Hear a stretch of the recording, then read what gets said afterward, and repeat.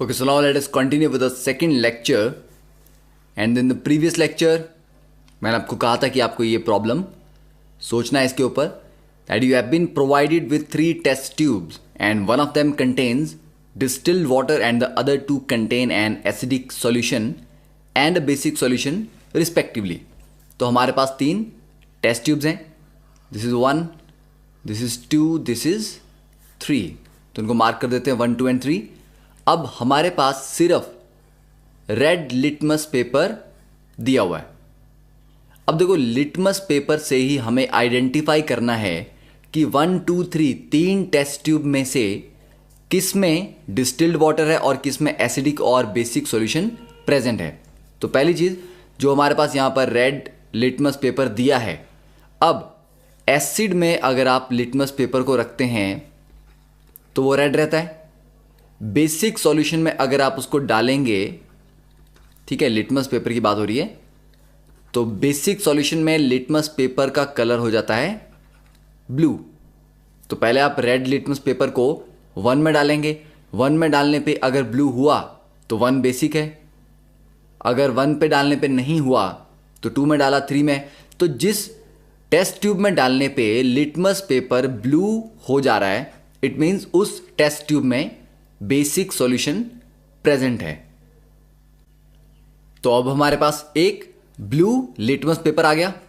अब वापस से उस एक टेस्ट ट्यूब को, मान लो कि टेस्ट ट्यूब नंबर 3 में बेस है, तो 3 आइडेंटिफाई होगी. अब 1 और 2 में, अब ये जो ब्लू लिटमस पेपर है इसको 1 में भी डालेंगे, 2 में भी डालेंगे, तो डिस्टिल्ड वाटर ब्लू कलर को चेंज नहीं करेगा, पर जो एसिडिक सॉल्यूशन होगा वो ब्लू को वापस रेड कर देगा.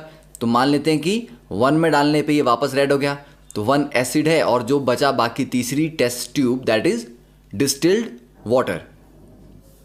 अब नेक्स्ट स्टार्ट करते हैं एक्टिविटी 2.1 से, understanding the chemical properties of acids and bases. तो डिफरेंट एसिड बेस को अगर हम आइडेंटिफाई करना चाहें तो हम इंडिकेटर्स के थ्रू आइडेंटिफाई कर सकते हैं. इंडिकेटर कोई ऐसा सब्सटेंस है जो अपना कलर चेंज करता है. एसिड में रखो तो कलर कुछ और होगा, बेस में रखेंगे तो कलर कुछ और होगा. तो हमारे पास यहाँ सैंपल सॉल्यूशंस दिए गए हैं. HCl है, H2SO4, HNO3. तो मैं मार्क कर देता हूँ कि कौन कौन से एसिड हैं. तो एसिड को मैं A से मार्क कर रहा हूँ यहाँ पे, और बेसिस को B से. ठीक है. अब आपके सामने यहां पर ये एक इमेज है. इस इमेज में क्या मेंशन किया गया है कि डिफरेंट इंडिकेटर्स एसिडिक और बेसिक मीडियम में कैसा कलर दिखाते हैं. ठीक है, जैसे कि हमारे को रेड लिटमस पूछा गया है, तो एसिड मीडियम में लिटमस कैसा रहता है, रेड. तो रेड लिटमस है, एसिड में डालेंगे तो कुछ नहीं होगा, नो चेंज. हाँ, ब्लू को अगर आप एसिडिक में डालेंगे तो वो रेड हो जाना चाहिए.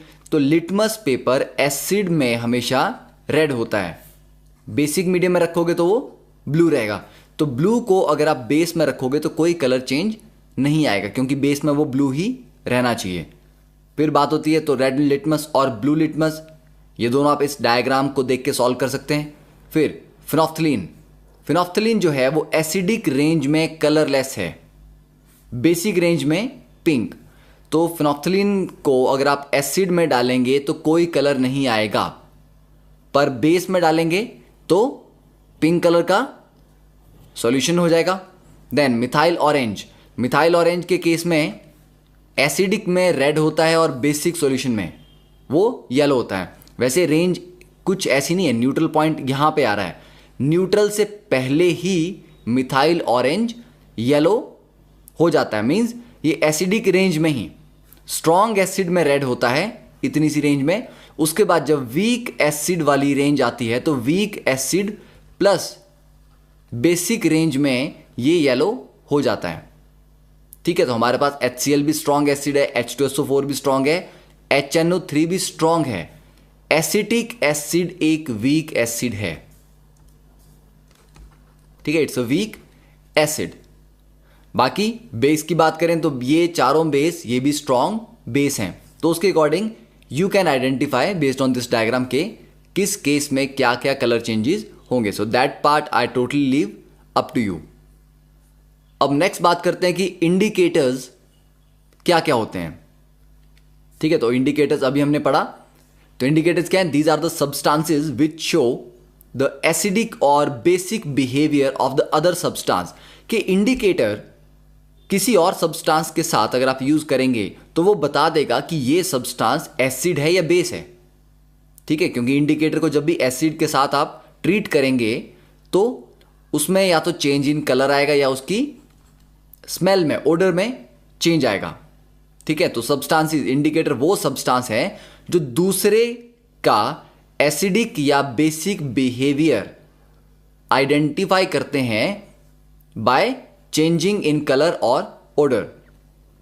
अब इंडिकेटर्स कितने टाइप के होते हैं? One is natural indicator.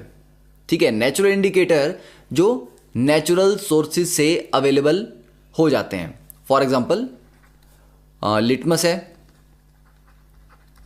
Then red cabbage. ठीक है, या इनको हम सिक्वेंशली लिखते हैं, litmus then red cabbage then turmeric. ठीक है, तो ये कुछ एग्जाम्पल है, और भी सारे एग्जाम्पल्स हैं but these are some basic example. तो लिटमस तो आपने देख लिया। लिटमस में क्या होता है? बेसिक सॉल्यूशन में लिटमस कैसा होता है? ब्लू। और एसिडिक सॉल्यूशन में लिटमस पेपर कैसा हो जाता है? रेड। तो लिटमस पेपर का जो अपना कलर है या जो सॉल्यूशन ऑफ लिटमस है वो पर्पल होता है। बेस में रखने पे वो ब्लू हो जाएगा, एसिड में रखने पे वो रेड हो जाएगा। फिर रेड कैबेज की बात करते हैं, तो रेड कैबेज का भी जूस जो है वो ओरिजिनली पर्पल होता है, पर उसको अगर हम एसिड में रखते हैं तो वो रेडिश हो जाता है, और उसको बेस में रखें तो वो ग्रीनिश हो जाता है। तो बेस में कलर ग्रीन होगा और एसिड में इसका कलर रेड हो जाएगा। Then turmeric. तो टर्मरिक का आपने काफ़ी कॉमनली ऑब्जर्व भी किया होगा। कभी भी आपकी मान लो एक वाइट शर्ट है, वाइट शर्ट के ऊपर आपने कुछ खा रहे हैं, ठीक है, तो करी का कोई भी स्टेन वहाँ पर लग गया, तो करी में ऑब्वियसली टर्मरिक तो होती है, हल्दी होती है। तो टर्मरिक जो स्टेन है, जब आप उस शर्ट को धोने लगते हो तो सडनली वो येलो कलर का जो स्टेन है वो रेडिश ब्राउन हो जाता है।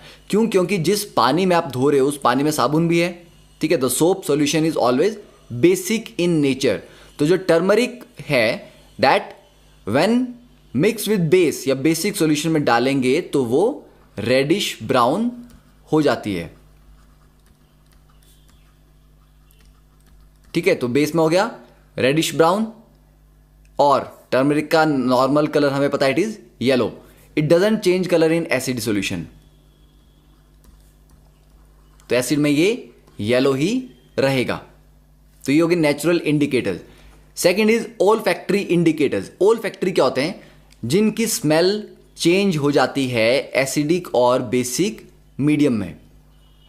ठीक है, तो ओल फैक्ट्री के एग्जांपल्स हैं जैसे अनियन, ठीक है, पेस्ट या जूस ऑफ अनियन, ये अपनी स्मेल लूज करता है जब बेस में डालते हैं, तो lose smell in base but not in acid. तो अनियन एक एग्जांपल है इसमें। वनीला एक्सट्रैक्ट, वनीला एक्सट्रैक्ट दूसरा एग्जांपल है। Then clove oil. तो ये कुछ एग्जांपल्स हैं जो सब्सटेंस अपनी स्मेल या अपने ओडर को चेंज करते हैं व्हेन मिक्स्ड विद एसिड और बेस। सिंथेटिक वो सारे जो मैन मेड है जो लैब में हमने प्रिपेयर किए हुए हैं। तो लैब में प्रिपेयर किए हुए हैं फॉर एग्जांपल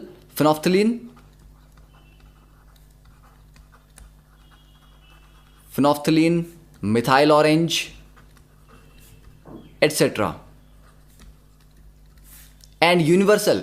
अब देखो, अब तक हमने जो भी इंडिकेटर्स पढ़े ये हमें क्या बता रहे थे कि ये पर्टिकुलर सॉल्यूशन एसिडिक है या बेसिक है। अगर दो एसिडिक सॉल्यूशन हो तो उन दोनों में ज़्यादा स्ट्रांगली एसिडिक कौन सा है और कम एसिडिक कौन है, इसके बारे में इंडिकेटर नहीं बताते हैं। ठीक है, तो जो स्ट्रेंथ है अलग अलग एसिड या बेसिस की, उनको कैसे आइडेंटिफाई करना है ये हमें सिर्फ यूनिवर्सल इंडिकेटर से पता चलता है। तो ये एक यूनिवर्सल इंडिकेटर कैसे बनता है? It's a combination of many indicators and gives a good idea about the strength of acid और बेस। तो ये आपको ना सिर्फ ये बताएगा कि पर्टिकुलर सॉल्यूशन एसिडिक है, ये भी बताएगा कि कितना स्ट्रांगली एसिडिक है। तो दो सॉल्यूशन अगर डिफरेंट एसिडिक लेवल पे हैं तो दोनों में यूनिवर्सल इंडिकेटर का जो कलर आएगा वो डिफरेंट आएगा। ठीक है, तो यूनिवर्सल इंडिकेटर में हम बोल सकते हैं कि based on strength of acid और base it gives different colours. तो डिफरेंट कलर से आपको आइडिया लग जाएगा कि कौन ज्यादा एसिडिक है या कौन ज्यादा बेसिक है।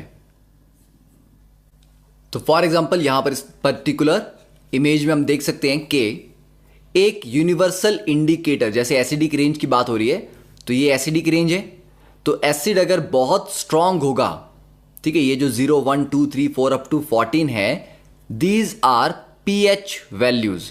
ठीक है, तो कमिंग लेक्चर्स में हम पढ़ेंगे व्हाट आर पीएच वैल्यूज। अभी आप ये बोल सकते हैं कि पीएच जितना लोअर होगा उतना ही स्ट्रांग एसिड होगा और पीएच जितना हाई होगा उतना स्ट्रांगली बेस होगा। तो अलग अलग स्ट्रेंथ के एसिड और बेस के लिए universal indicator different colours show करता है। ठीक है, तो I think the difference between the indicators क्या क्या होते हैं, किस तरह से इंडिकेट करते हैं strength, that is clear. So next we will discuss how do acid and bases react with metals, carbonates, bicarbonates and all.